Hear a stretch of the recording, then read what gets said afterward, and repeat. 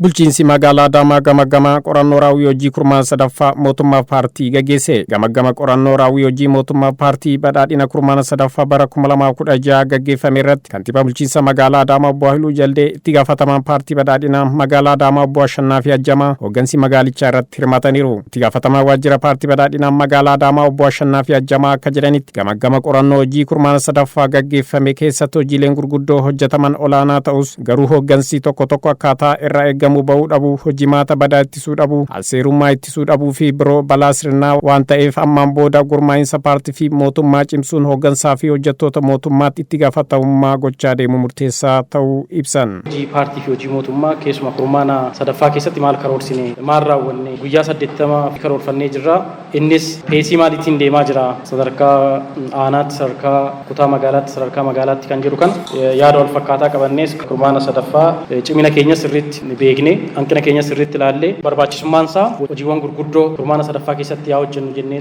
adda baasna. Hordoffii guyyaa guyyaatiinis gama torbeetiinis ilaalaa turre sana maalirra jiru kan jedhu hooggansi olaanaan sadarkaa magaalaa, kutaa magaalaa irra jiruu fi aanaa irra jiru sirriitti akka ilaaluu fi gabaasni raawwii hojii kurmaana sadaffaa gama hojiilee paartiin hojjetaman keessatti miseensa bal'aa horachuu, konfiraansii paartii dammaqinaan miseensa hirmaachisuu, miseensa miidiyaa hawaasaa horachuu, adda duroota horachuu fi biroo akka ciminaatti ibsamuun duudhaa fi ergama paartii akkaataa barbaadamuun hojjechuu dhabuu, gabaasa sobaa gabaasuu, olola miidiyaa hawaasaan burjaaja'uun jiraachuu fi biroo akka hanqinaatti ibsameera. Gahee taphachuu qabu ammallee tapha waan hojjennisan guutuudhaan ammas tabsiisuun hin danda'amne kun akka hanqina walii galaatti hooggansi keenya biratti jiru jechuudha. Kan biraa haala miseensi keenyaati akka ciminaatti miseensi keenya biratti yaada paartii amananii fooyya'aa dhufee jira. Miseensi keenya miseensi paartii jedhee dubbatu eegalee jira. Akka hanqinaatti ammas miseensa hojjetaa keenya biratti humna guutuudhaan hojjechuun hin jiru. Sanaan ala alseerummaa keessatti ni hirmaata.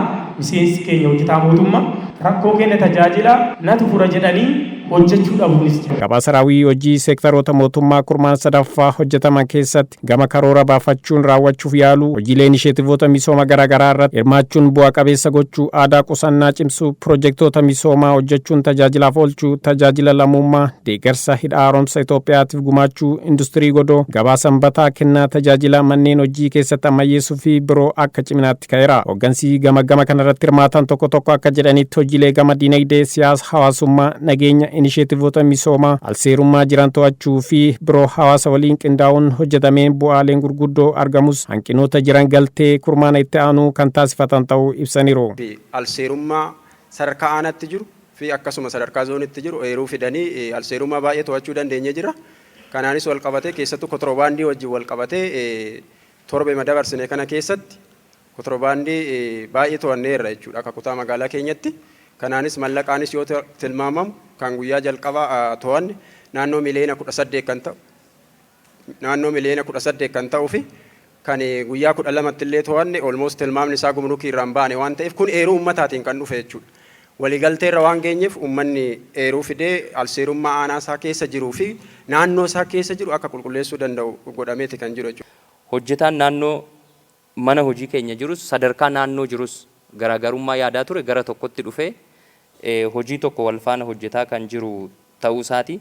Inni kun bu'aawwan mariiwwan gaggeeffamaa turee fi akkuma sila kaasee hojiiwwan hooggansi keessattuu kabajamoo kantiibaadhaan kallattiin kennamee manni qopheessaa naannoo sanarratti hojii hojjetamaa jiruun jijjiiramni guddaan kan dhufe ta'uu isaati jechuudha. Keessattuu alseerummaa amma ka'aa ture naannoo sanatti dallaan kun gaafa ijaaramu maaliif dallaan kun ijaaramaa kan jedhu hawaasni naannoo sanii karaadhuma barbaadeen seenaa akkuma arge karrabanee itti daldalaa ture.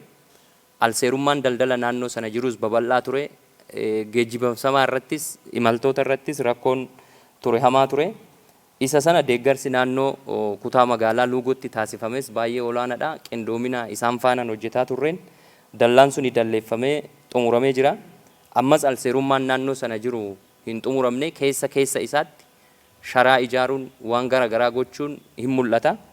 Inni kunis kutaa magaalaa Luugoo faana dubbannee guyyoota ittaanan keessatti sirreessaa yoo deemne karaa hin qabataa amantaa jedhu qabna.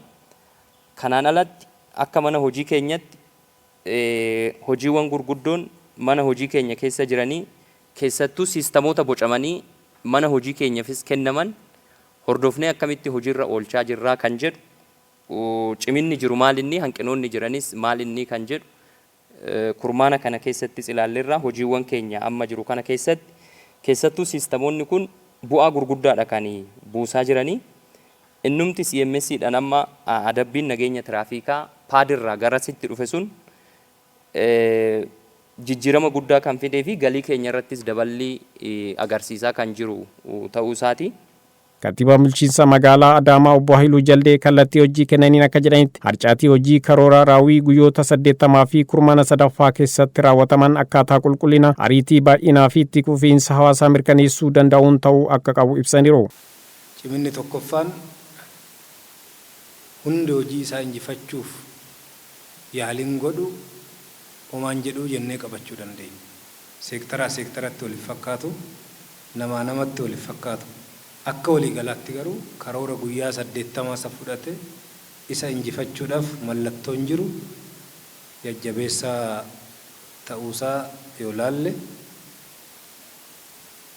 inni biraa